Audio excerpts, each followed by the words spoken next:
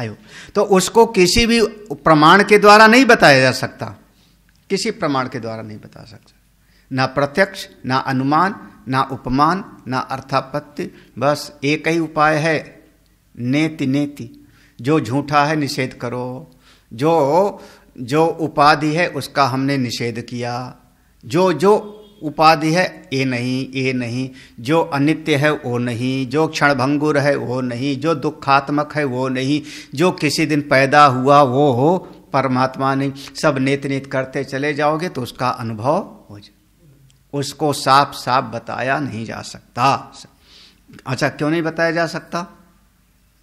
जब सब कुछ बता रहे हो तो उसको क्यों नहीं कह रहे? सार्वधर्म विशेष वर्जितम, उसका कोई विशेषण ही नहीं है ना, उसमें कोई विशेष। सर्वधर्म माने, धर्म माने यहां पर होगा, उसका कोई गुण नहीं है, उसका कोई धर्म नहीं है, उसका कोई रूप नहीं है, उसका कोई आकार नहीं, तो कैसे बतावें?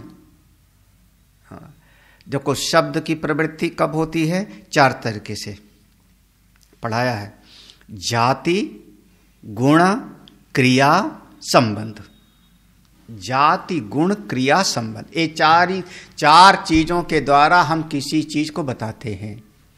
हमने बच्चे को दिखाया, देखो देखो एक गाय है और वो बकरी है, कैसे समझाया आपने? शब्द का प्रयोग किया, लेकिन आपने उसकी जाति को बताया, ये बकरी जाति की है, एक गाय की जाति है, ये आम का पेड़ है, ये जामुन का पेड़ है। इसका जो निरूपण कर रहे हैं इसमें जाति का आधार, उसकी प्रजाति अलग अलग है। हाँ, तो एक आप शब्द का प्रयोग करके बताते हैं इसकी ये जाति है, इसकी। यहां जाति का अर्थ ब्राह्मण क्षत्रिय नहीं। हाँ, यहां जाति माने जो उत्पन्न हुआ, जात माने जो पैदा हुआ, जो पैदा हुआ उसको किसी माध्यम से हम बताते हैं, उसका कोई आकार अलग होगा। जाति को लेकर के आपने बताया। दूसरा, अरे एक जाति है, कुर्ता पहने हैं कि बनियान? कुर्ता भी एक जाति है और बनियान भी एक जाति है, क्योंकि दोनों की सिलाई कभी न कभी की गई, उसका अलग अलग रूप। तो जाति का। दूसरा होता है गुण। जिस वस्तु में कोई गुण होता है उसके गुण का आधार लेके हम बताते हैं। गुण, ये पीला है कि लाल है, ये मीठा होगा कि खट्टा होगा, क्या आधार लिया आपने? गुण का। गुण का आधार लेकर के बताया। ये आदमी सज्जन है, ये आदमी दुर्जन है, यही तो बताया ना। हाँ, ये आदमी सज्जन है, ये आदमी दुर्जन है, आपने उसके गुण का आधार लेकर बताया। फिर कई बार कहोगे ये आदमी आया कौन है? हमने पूछा ये आदमी है कौन है? हम नहीं पहचानते, तुम्हारे साथ आया। आपने कहा ड्राइवर है हमारा ड्राइवर है। देखो एक आधार लिया ना आपने, किसका आधार लिया? अरे उसकी क्रिया का। हाँ, ये आदमी रसोईया है, ये आदमी राजगीर है, हाँ, ये आदमी हमारा जो है स्टेनो है। क्या आधार लिया आपने? उसकी क्रिया का। उसकी क्रिया का आधार लेकर के बताया आपने। तो जाति का, गुण का, क्रिया का। और चौथा एक तरीका होता है संबंध का। हाँ, 2 बच्चे साथ में आए, एक को मैं पहचानता हूं, हमने पूछा है दूसरा वाला कौन है? तो उसने कहा मेरा मित्र है, मेरा मित्र है। हाँ, देखो एक आधार लिया ना, ये मेरा चचेरा भाई है, ये मेरी ददिया सासू हैं।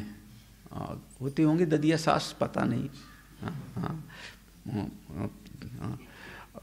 ददिया सास, चचिया सास, फुफिया सास। हाँ, अरे महाराज, हाँ, मौसिया सास। हाँ, तो आपने कुछ ना कुछ आपने परिचय दिया ना, बस समझाया ना, ये वो है। किसका सहारा लेकर के दिया आपने? उसके संबंध का। जाति, गुण, क्रिया, संबंध। अच्छा, इस चारों का सहारा ना लो और मुझको परिचय कराओ, ये चीज क्या है? चारों का सहारा मत लो, फिर बताओ। अच्छा, जिसकी कोई जाति ना हो, जिसमें कोई गुण ना हो, जिसमें कोई क्रिया ना हो, जिसमें कोई संबंध ना हो, उसको मैं पूछूं बताओ उसके बारे में, कैसे बताओगे? आकाश का भी परिचय दोगे तो आप कहोगे आकाश कौन है, तो हम कहते हैं गुणवतः। उसका गुण क्या है? शब्द। आकाश का गुण शब्द है, इसलिए आकाश का परिचय आप देते हो। अब बताओ, उस ब्रह्म में कोई धर्म नहीं है, जाति गुण आदि कोई धर्म नहीं, सार्वधर्म विशेष वर्जितम।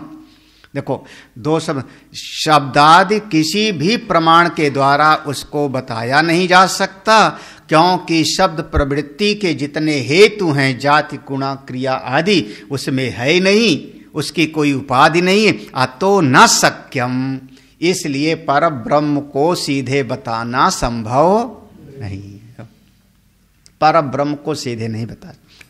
अतीन्द्रिय गोचरत्वात्, अतीन्द्रिय गोचर, क्योंकि वो कैसा है?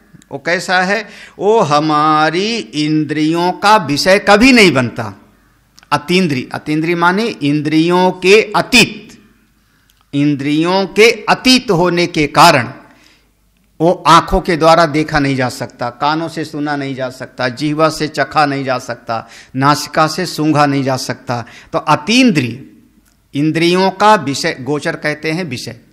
अतीन्द्रिय गोचर त्वात्, अतीन्द्रिय, अतीन्द्रिय माने इंद्रियों के परे का विषय होने के कारण इंद्रियों का विषय वो बनता नहीं है, इसलिए उसको किसी भी प्रमाण आदि के द्वारा बताया नहीं। तो फिर काहे के लिए सत्संग सुना रहे हो गुरु जी? फिर जब उस पर ब्रह्म को बताया ही नहीं जा सकता, आपने घटाटोप तरीके से सिद्ध किया कि ब्रह्म में कोई गुण आदि नहीं बताया जा सकता, तो फिर हम जा रहे हैं आज से, काहे के लिए प्रवचन सुने हम, क्यों स्वाध्याय करें?